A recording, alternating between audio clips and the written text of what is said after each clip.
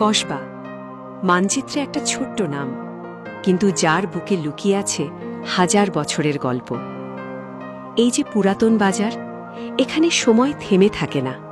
হাঁক ডাক, ক্রেতা বিক্রেতার কোলাহল, কসবার ধুকপুকানি শোনা যায় এখানেই। প্রতিটা ইট যেন বলে, আমি এখানকার ইতিহাসের সাক্ষী। আর একটু এগোলেই চোখে পড়ে কসবা মডেল মসজিদ, আধুনিক স্থাপত্যে গাঁথা এক অনন্য নিদর্শন। সাদা মার্বেলের গম্বুজ আর উঁচু মিনার দিনের আলোয় যেন মাথা তুলে দাঁড়িয়ে আছে। ভোরের আজান যখন ভেসে আসে, পুরো শহরটা শান্ত হয়ে যায় এক মুহূর্তের জন্য। এটা শুধু ইবাদতের জায়গা না, এটা কসবার গর্ব। পাশেই দাঁড়িয়ে আছে তোফাজ্জল আলী বিশ্ববিদ্যালয়, কসবার বুকের ভেতর জ্ঞানের একটা নতুন সূর্য। এখানে প্রতিদিন হাজারো স্বপ্ন জন্ম নেয়। ক্লাসরুমের প্রতিটা বেঞ্চে বসে থাকে আগামীর ডাক্তার, ইঞ্জিনিয়ার, শিক্ষক।